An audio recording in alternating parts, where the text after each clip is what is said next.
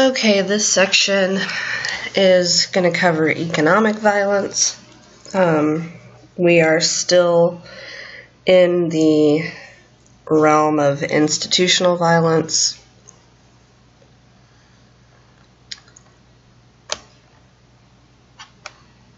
And in this section,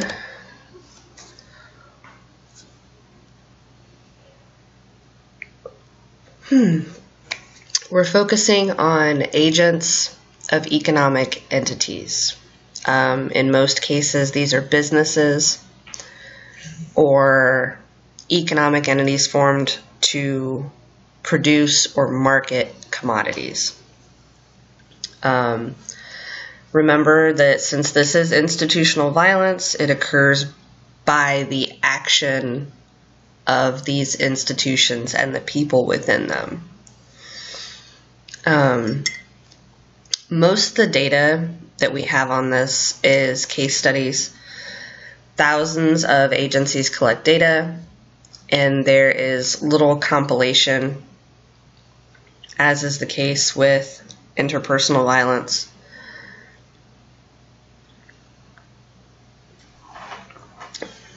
Generally speaking, monitoring by either the state or federal government and law enforcement is generally low. It does vary generally by administration, but overall it's pretty low. There are 4 different types of economic violence. Product violence, production violence, environmental, and animal. Product violence, this is producing goods and commodities that, because of a defect in either their design or the way they're manufactured, are known to cause death or injury to the consumer, and the company doesn't inform consumers about these hazards. So if there is a defect in your car that causes your brakes to not work, and the company doesn't tell you about this, and someone dies, that would be product violence, because it is the product that is causing death, and it's a defect in the design that's the problem. It's not like you're getting hit by a car. That wouldn't be product. It would be the actual car itself is defective. Production violence, this is the actual work environment, and violence is a result of creating a work environment that leads to the death or injury of workers, or health problems, and then not informing the workers of the risks. So the issues related to black lung, asbestos poisoning, there was the case a few years ago of a coal mine which was not supported correctly and caved in and caused the death of a dozen workers. This is all production violence, because it was the act of production that caused the issue. Environmental violence. Violence occurs as a direct result of pollution to the environment. That's, I think, pretty self-explanatory. If you are poisoning the water by allowing chemical drainage, if you're polluting the air, if you're polluting the soil, and it's causing birth defects and death and stuff like that. That would be environmental violence. And then the last one is animal experimentation, commodification, and extermination. If you remember back to the Earthlings video, there were a few of you who had mentioned that, oh, this is just PETA, this is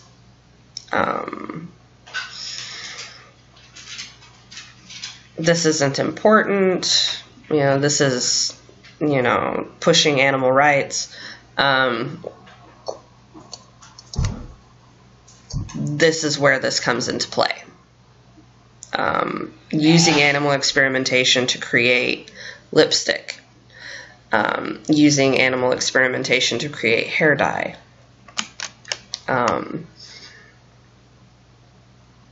These types of practices, regardless of how you feel about the use of animals in those things, is violence, because this is people committing violence against another living thing, which in and of itself is violence by definition, and the course is central to violence. So we will be discussing it.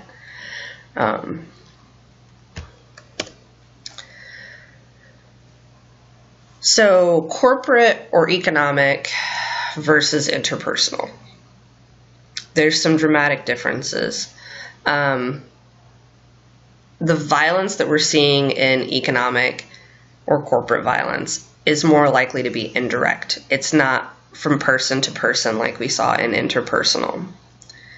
The effects of the violence are removed in time from the implementation of the policy or action that caused the harm. So there's a delay. Third, the corporate violence, we're typically describing action in which a large number of people are acting as a collective. It's not just one person within that company or one person on that board that is causing these things to happen. It's generally the design and the policies within the company that allow these things to happen. So it's more of an organizational action rather than just single individuals. Corporate violence is motivated generally by profit. There is an entire industry geared towards rebutting claims of harm that make rule creation to protect the public difficult. These are these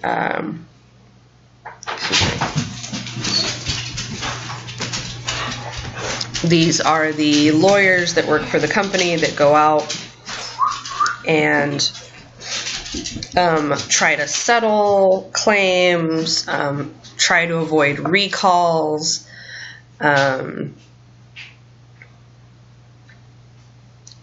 These are the people who lobby Washington to avoid regulations and rules and stuff like that. Try to avoid government oversight.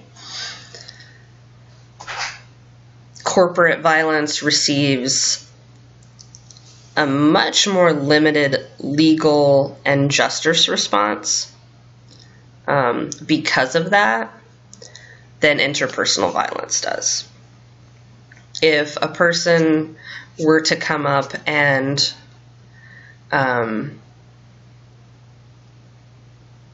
cut your brake line so that you wrecked and died, that person would absolutely be going to jail and be charged.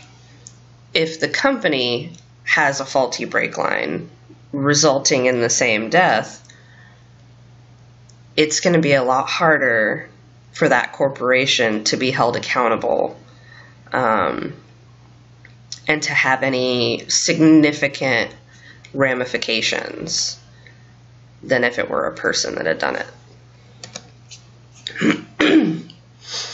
There is state corporate violence. There can be a collaboration between the economic organization and the state in allowing the violence to continue or facilitating it. As the power of corporations has increased with size, political power, the regulatory systems have been reduced in their ability to effectively prevent this type of violence. In general, the response of the agencies of social control have been reactive as opposed to preventative. So rather than making the rules and regulations to prevent these types of things, it's okay, you messed up, now you have to fix it. And as many of you may have heard, it's been in the news for at least the last, I want to say, 7 or 8 years.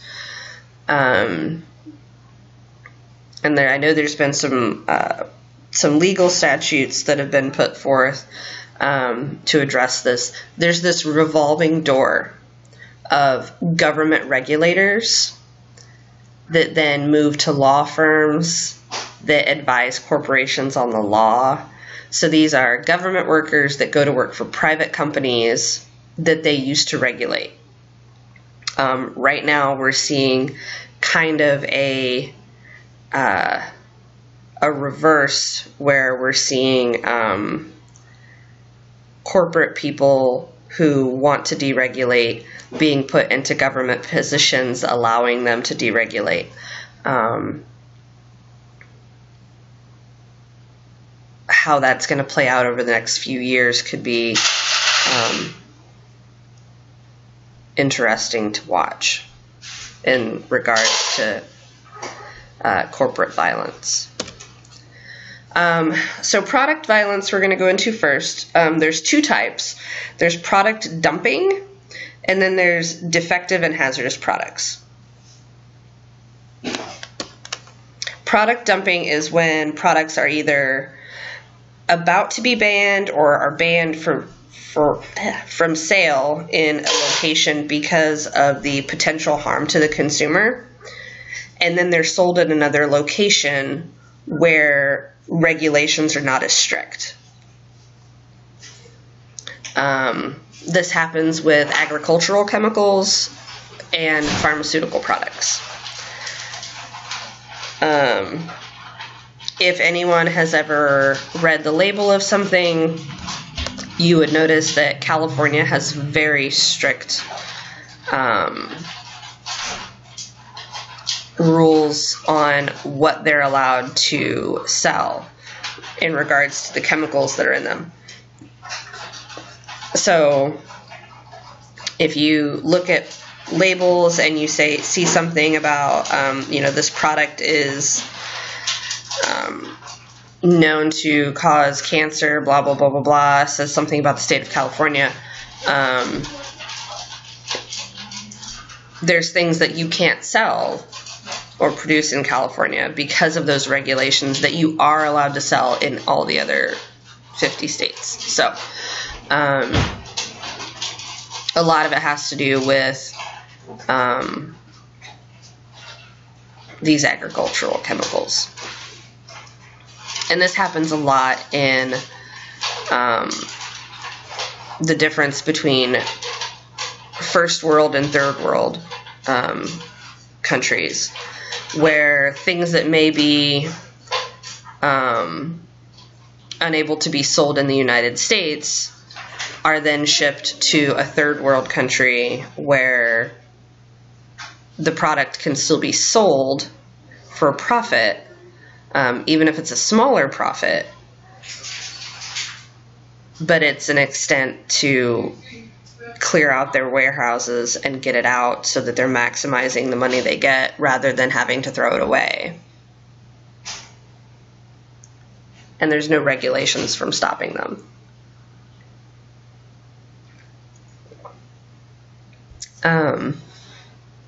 There's this boomerang effect, though. The most contaminated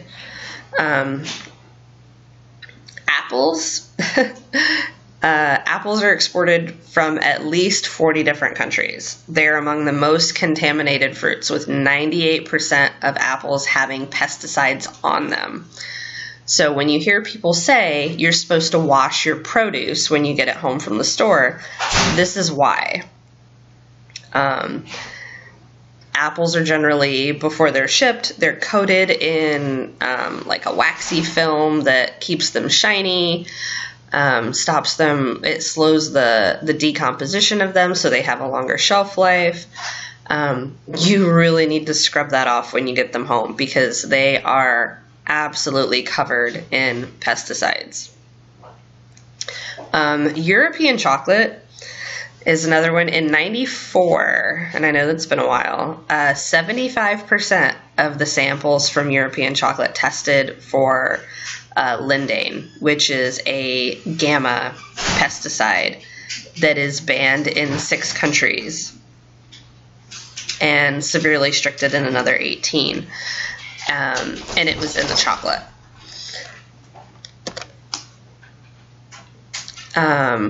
So even though, let me go back to this real quick. So even though, say, we can't use a pesticide in the United States, we may be allowing the pesticide to be sold in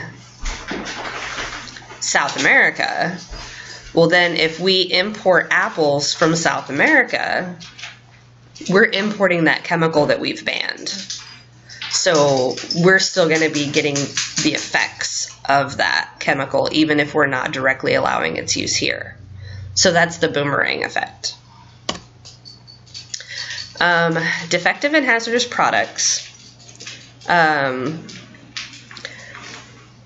we said, producing commodities that have a defect in the design or manufacturing that causes death or injury.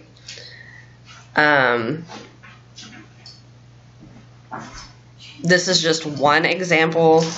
There have been so many recalls by all of the automakers. Volkswagen had one recently regarding the faulty emissions, lying about the emission standards. I believe Toyota had one not too long ago. But yes, here's a link to one regarding an ignition switch. They're definitely out there. Tobacco. I know smoking is generally going down as a trend. For any of you who are still struggling to quit, here is a lovely diagram of all of the chemicals that are in cigarettes and what they actually are, which is interesting. Since the first report in 1900 notes that more than 30,000 reports have documented the link between tobacco and emphysema, bronchitis, coronary heart disease, cancer. In 1925, a British scientist established the link between the tar and skin cancer. 1938, they noted a reduced life expectancy for smokers. And it wasn't until 1966 that the government started requiring warning labels. That's a 66-year difference between when they first realized that there was a problem until they actually put a warning label on it. And then it wasn't until 1989 that they actually started doing anything about it. And it's been a slow crawl since. Is part of the 1998 multi-state settlement with the tobacco industry. The companies were to eliminate advertising that was geared at teenagers. This was specifically the Camel brand, Joe Camel. I doubt any of you are old enough to remember it. You can Google it. The New York Times reported that a study of school kids in 68 countries between 13 and 15 found that about 11% of the kids in Latin America and the Caribbean were offered free cigarettes by tobacco company reps. And this was just in 2000. So, you know, here we are, 2018. It would be absolutely unheard of, I would think, but I would have thought the same thing in 2000, but obviously they were still doing it. Aside from smoking, there's still prescription drugs as well. Vioxx and Merck testifying before a Senate committee. This doctor put the number in the U.S. who had suffered heart attacks or stroke from taking this arthritis drug between 88,000 to 139,000 people, with as many as 40% of them dying. The cardiovascular risks of Vioxx were seen as early as 2000, 4 years before it was withdrawn from the market by the manufacturer, which was Merck. So for 4 years, this stuff was handed out to patients who had arthritis, with a little less than half of them dying as a result. Merck withdrew Vioxx in 2004 after a company-sponsored trial found a doubling of the risks of heart attack or stroke among the those who took the medicine for a year and a half or more. So they did their own trial after 4 years of this stuff going on.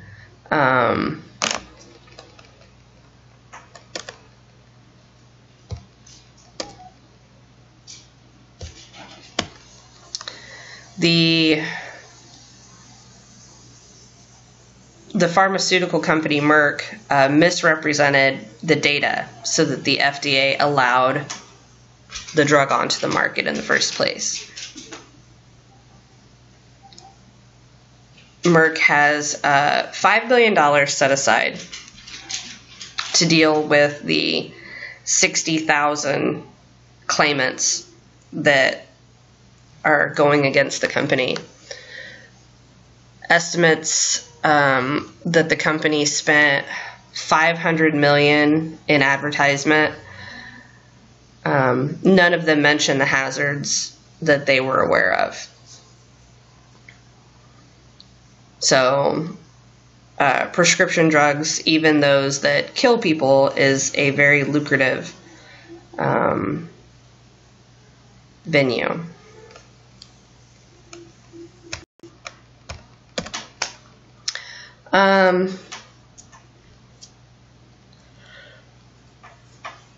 Besides prescription drugs, there's the issue of tainted food as well. The gentleman, Robert Watson, he was a purchaser for Kraft Foods, apparently needed some money to pay his taxes. He called a guy in California, had been paying him bribes to get his products into the plants. So millions of pounds of tomato products with high levels of mold or other types of defects were put into the food chain as a result of this guy saying, you know what, I need some money. Let me call this dude who's selling some shady stuff, and I'll let him pay me to take this stuff off of his hands. Over a 14-month span, Watson and 3 other managers at Frito-Lay, Safeway, and B&G Foods pled guilty to taking bribes. 5 people connected to one of the nation's largest processors, SK Foods, had also admitted to taking part in the scheme. The owner of SK Food, the nation's largest tomato processor, spearheaded the plot. So this was definitely a company decision involving multiple people at the top, as far as allowing this stuff to happen and being very much aware of it. There was an issue of toxic drywall being imported from China, with at least 10 people dying, generally elderly or kids with long-standing medical problems. In the mid-2000s, there's a YouTube link to watch it, a story on it. You're welcome to. Paxil.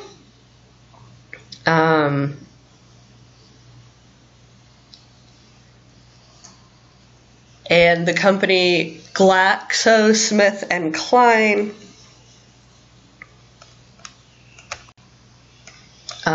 in 2003, the evidence of dangerous side effects pushed British regulators to request that children not be prescribed Paxil. Paxil is an SSRI. It is a medicine that is used to treat depression, anxiety disorders, OCD,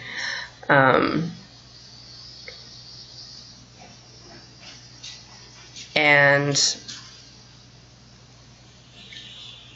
children are a large market. So when British regulators were like, you know what, there's a lot of side effects, we don't want this being given to kids. In 2004, the internal documents from GlaxoSmithKline showed the company knew that Paxil should not be, or could not be proved to work in kids. There was no documentation on trials that said that it did any good whatsoever. A member of the FDA, Office of Drug and Safety, had done an analysis of the clinical trials and found a heightened risk of suicide, actually, with the use of Paxil.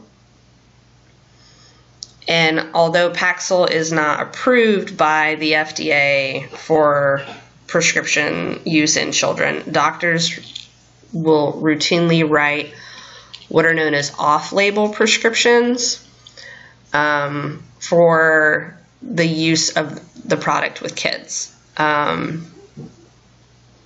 In 2004, a medical journal published a paper showing that clinical test data did show problems with prescribing Paxil to kids. It ended up being the scientific paper of the year. The state attorney of New York filed a suit against Glaxo, charging the drug maker with suppressing evidence on the potential harm to kids and misleading doctors. In response to the lawsuit, they published the results of 9 pediatric clinical trials, showing that Paxil is mostly ineffective and may increase the risk of suicidal tendencies. So they published all of their data showing that they knew that, yes, the drug generally does nothing, but if it does anything, it makes your kid more likely to commit suicide. Either way, this is generally a thing that any doctor, given the evidence, would not prescribe this medication to a child. So this was a very blatant, the company misleading physicians, families, and encouraging the use of it in children, even knowing that it wouldn't do anything or it would cause harm, for the sake of making a profit. Chemicals, home pesticides, herbicides is another section. Many of the chemicals that homeowners use on their lawns and yards and homes are banned for agricultural use, because you don't generally consume your yard. So whatever you put in your yard is very different than what you put on a consumable commodity. Evidence is limited, but suggests that non-Hodgkin's lymphoma in kids may be linked to pesticide exposure in the home. There's also evidence linking pesticide use with Wilms tumor and Ewing sarcoma. Cancer in childhood is quite rare compared with in adults, but it still causes the most deaths, other than injury and accidents, among kids under the age of 19. Pesticides. Estimates by the EPA put the figure between 200 and 300 poisonings annually. The WHO estimates that there are 25 million cases of pesticide poisoning each year. And most studies on the relationship between pesticide exposure and leukemia, brain cancer,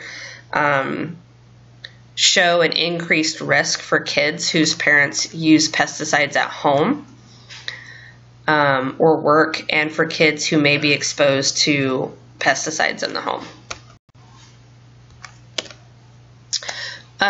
Production violence. As we said earlier, this is a result of workplace environments that cause death and injury of workers. There are several cases. There was a large fire at Imperial Food Products in North Carolina in the early 90s. A fuel line inside ruptured, and the doors were locked. They had actually, the supervisor had locked the fire doors because they were concerned about workers stealing chickens. So when this hydraulic pump ruptured, the fire spread very quickly and killed 25 people and injured 56. It could have been much worse. Black lung. This is the side effect of coal miners breathing coal dust. The dust builds up in the lungs and gradually reduces the ability to breathe. You pretty much suffocate. According to the CDC, over 10,000 miners have died of this just over the last decade, which was approximately 2000 to 2010. According to the CDC, the prevalence had decreased by about 90% from 1969 to 1995 as a result of the Coal Mine Health and Safety Act, which is a regulation that was put in place after the disease was figured out. The rates are going back up, though, because of a mining technique known as thinner seam.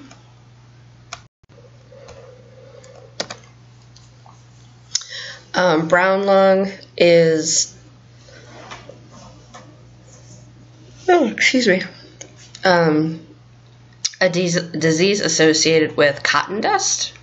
According to the American Lung Association, between 1979 and 1996, it caused 120 deaths, and an estimated 35,000 current and former textile workers were disabled. The majority were due to bisonosis, which is the technical term for this brown lung, and they lived in the textile producing regions of North and South Carolina. Asbestos. This stuff has been known to be bad since the 20s. John Mansfield held information from the workers about it. There's been legal claims for injuries. There's more plaintiffs, defendants, higher costs than any other type of personal injury litigation in U.S. history.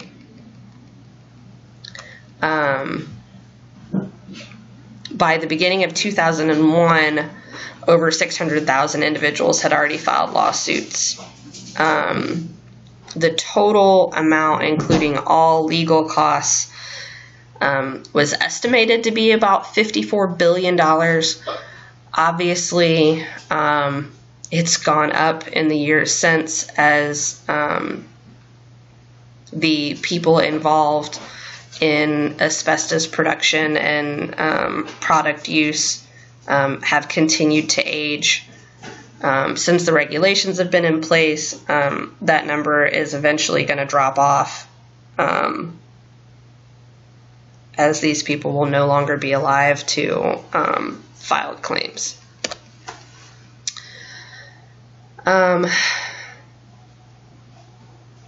This is a chart. It doesn't go past 2000, so I apologize for that. This is more to where the peak was happening. But this is the deaths listed for asbestos, lung cancer, and mesothelioma, which are all lung cancer or asbestos related. 85 corporations have filed for bankruptcy because of this, these asbestos claims, and insurance companies are either failed or in financial distress trying to handle these things.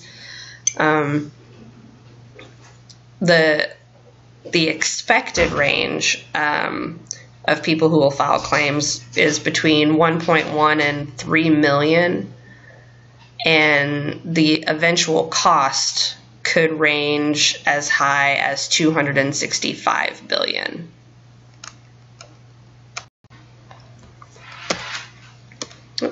Okay.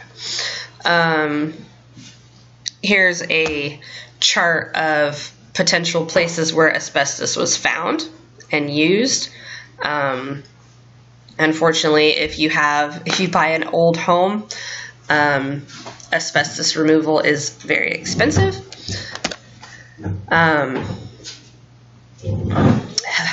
Along the same lines, more product and production violence. DBCP, this is a carcinogen that was used in the 70s. The production was also used for sale overseas. In 1969, when the Standard Fruit Company began the use in, it's called Nebagon, in Central America, thousands of liters of this stuff polluted plantations. Children were often used in spraying the pesticide. So the kids were able to walk through the fields easily without stepping on the products. Kids would often work in the fields to help their families make money.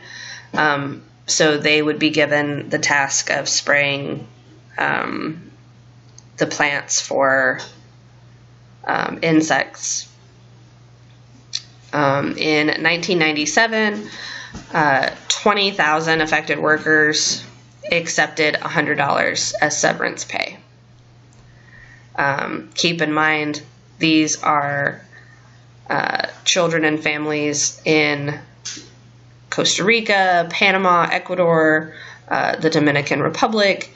These are extremely poor areas, and then among them, the extremely poor families in those areas who were allowing their kids to do these things out of desperation, given $100. The Big Branch Mine, there are several YouTube videos associated with this. The Upper Big Branch Mine disaster happened in 2010. 29 out of 31 miners were killed. The incident was the worst in the U.S. since the 70s. It was covered recently by John Oliver. For those of you who watch John Oliver or are familiar with John Oliver, I have included a link for that as well. I believe there is some language that may be a bit off color. We're all adults. You don't have to watch it. It's not required. So if by any means you don't appreciate foul language, I apologize. You don't have to watch it. But it's there if you'd like to. The responsibility for the explosion was found to be with the management. The company broke faith with its workers, violating the law, blatantly disregarding safety practices. The company that was this huge thing in the state was found to be reckless, and 29 people died as a result. This is a statement from the Virginia governor. Child labor is another form of production violence. UNICEF shows that in more than 30 countries, 35% of the developing world, 19% of children ages 5 to 14 are working. Estimates that 250 million kids between 5 and 14 work for a living, and that over 50 million under the age of 12 work in hazardous conditions. Estimates suggest that there were about 317 million economically active kids in 2004, with 218 million of those being regarded as child laborers. So these are definitely kids that are of the age where they should not be working. 126 were engaged in hazardous work. Children working in the home of a third party or an employer, quote unquote employer, are extremely vulnerable to exploitation and abuse. Estimates that girls under 16 are in domestic service than in any other category of child labor. Estimates that almost 6 million kids are trapped into forced or bonded labor, many of them female, and are sold into prostitution by their parents. often to settle some sort of debt.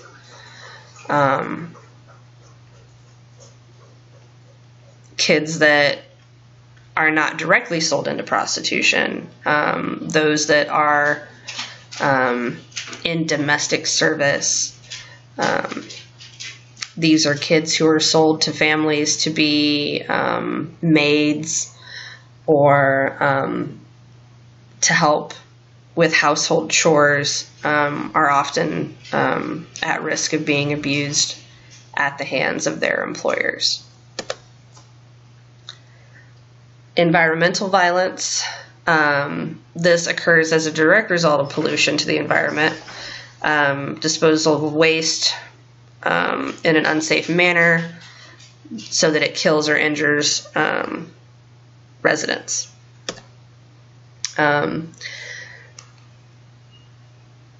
Anyone who's ever seen the movie Erin Brockovich, this is what it is. If you've not seen it, it's not a bad movie. It's a bit dated at this point, but it deals with environmental violence. So these are all the things that would be considered examples. Disposing of waste in an unsafe manner so that it hurts residents, knowingly emitting toxic gases into the air, knowingly emitting toxic liquids into the water systems, removing a source in such a way that it leads to further environmental damage, and death of wildlife. In 2009, Britain was accused of dumping household and industrial waste in developing countries on 2 continents. This was an obvious breach of an international treaty. The environmental secretary ordered an investigation.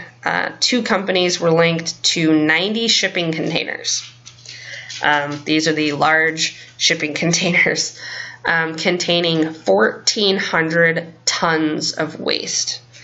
These are syringes, condoms, used soiled diapers.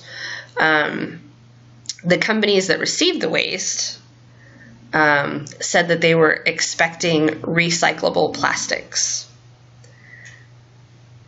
Obviously not what they got. Here is a video on the leather industry. Again, as with the Earthlings video, the video is through PBS. It can be disturbing and graphic at times. Again, it's not required that you watch it, but as with any other type of coverage that we do in this class, it's really hard to get a grasp of what is happening if you're not able to see it. And that's what we're trying to do in this class, is to show violence for what it is, and have a good understanding of what's happening in our society and in our world, so that we can be better stewards of it. But like I said, obviously, I know some things are a bit more touchy as regards to content. I myself also have a hard time watching things depicting animals and children, so I get it. Environmental racism. This is an interesting concept. I don't know how often it actually comes up. I I've never really seen it discussed outside of a sociological context. I would be really excited if I did. So the DOE is responsible for securing radioactive materials, disposing of radioactive waste from nuclear weapons, nuclear power plants.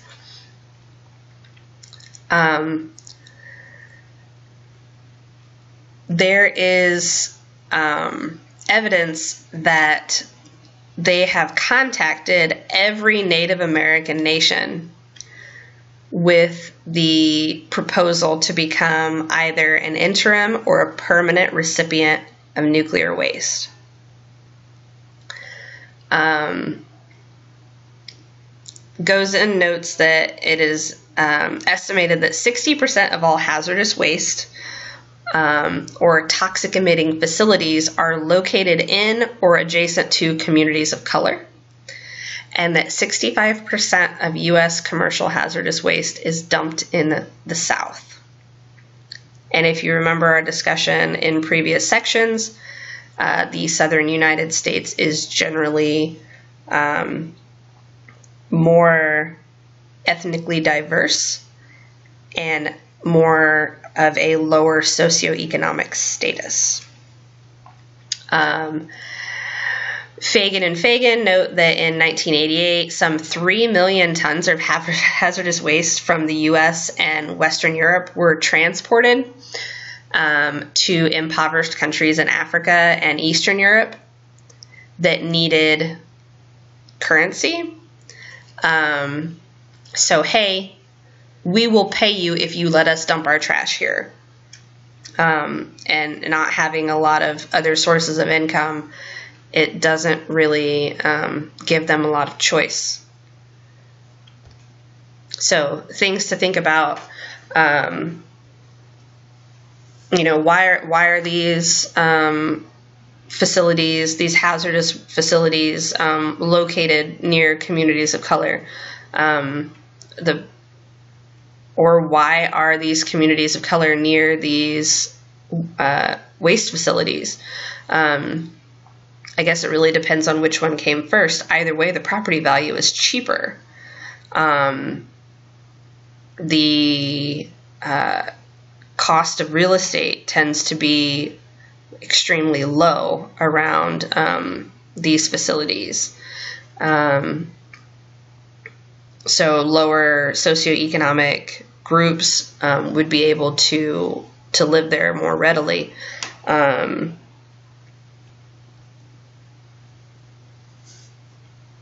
So this definitely builds in with the institutional racism, structural racism, the way that these cards are kind of played out to allow for these things to happen. They are all intertwined. Animal experimentation. As I said, I apologize for any of the images that are extremely graphic. 1.2 million animals were used in experiments in 2005. This is larger animals. This doesn't include rats and mice and hamsters and stuff like that.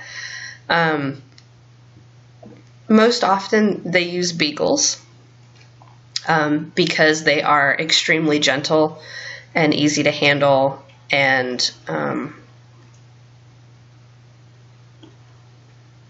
dogs are commonly used as models for disease in studies. Slaughterhouse, in 2009, 59 billion animals were killed for food in the U.S. The average U.S. meat eater consumes 16,000 animals in their lifetime. Chickens is one of the largest categories. Cows killed on average about 6 per minute. There are other more controversial foods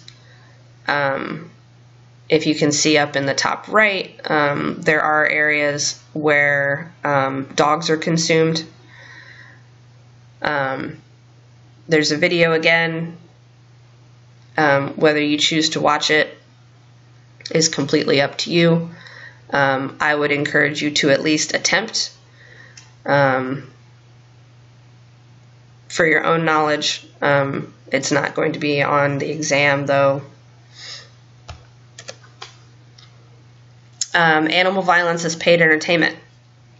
Bullfighting. Fenced hunting. Bullfighting, obviously, very popular in Spain, France, other Latin American communities. Fenced hunting. This is where animals are raised in captivity, and then you are allowed to shoot them within the fence. Not very sportsmanlike. It's literally the equivalent of shooting fish in a barrel, because the animals can't go anywhere.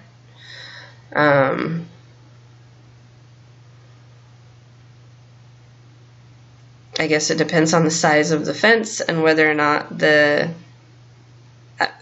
a lot that goes into it.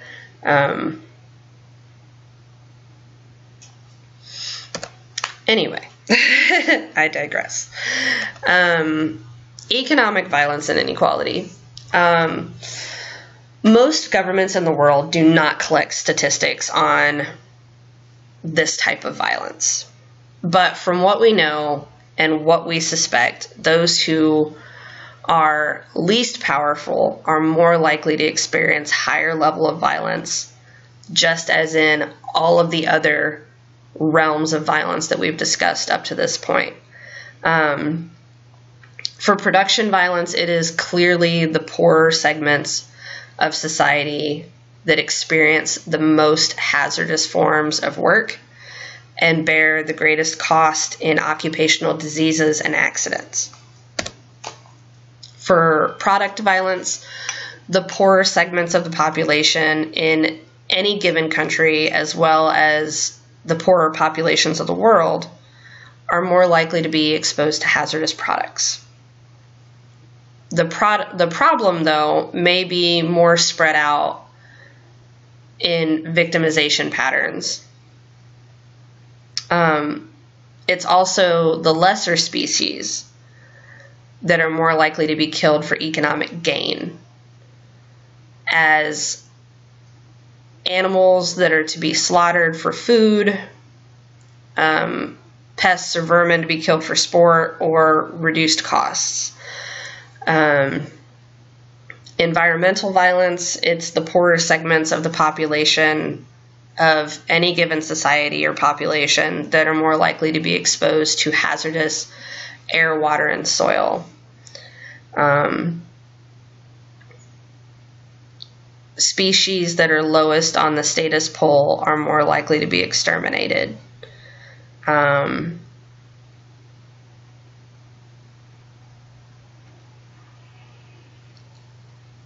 So, environmental violence, very much a real thing, very much a prevalent thing.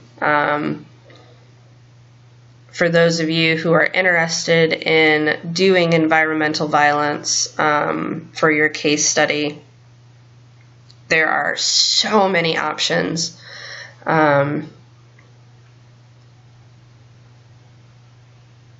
So many things that have happened over the years and that continue to happen in regards to production and products themselves and pesticides and disasters at work environments.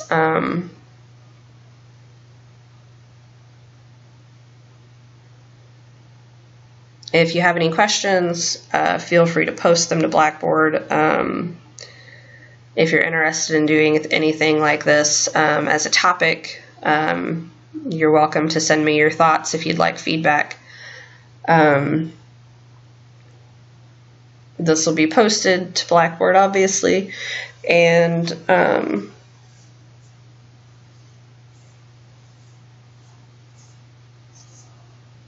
I think we only have one more section left for institutional violence, and that'll be posted as well.